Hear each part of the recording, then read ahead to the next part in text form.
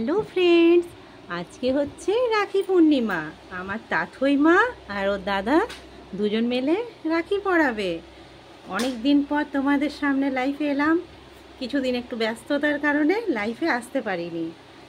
ওর তাথই মা তো খুব ছটফট করছে এটা সেটা নিয়ে। ও কিছুতেই পড়াতে চাইছে না।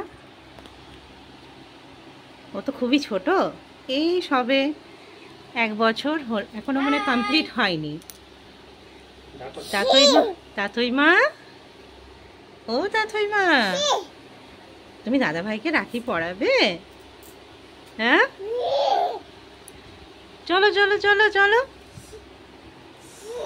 কি কি তাথই মা, ওকে পরিয়ে দে, বুনুকে পরিয়ে দাও।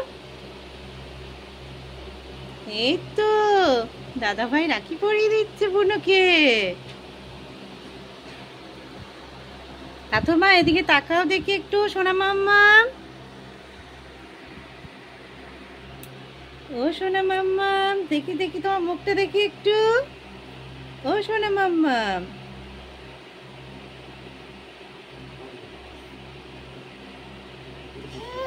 হ্যাঁ, ও তো এখন খুবই ছোট, তাই সেরকমভাবে কিচ্ছুই করিনি।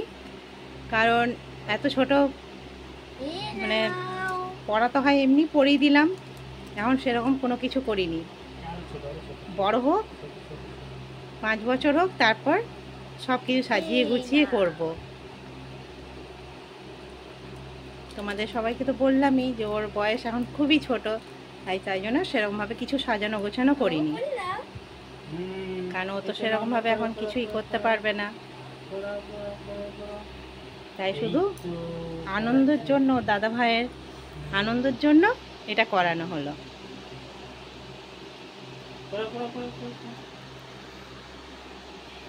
ও দাদা ভাই কবে থেকে বলছে, বুনু তুই আমায় কি গিফট দিবি, বুনু তুই আমায় কি গিফট দিবি।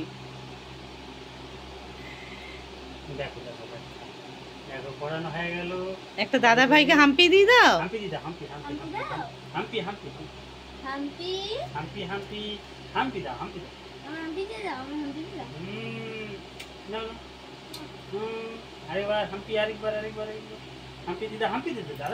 তুমি দিয়ে দাও বুনুকে হাম্পি, তুমি দিয়ে দাও হাম্পি, কোলে নাও বুনুকে।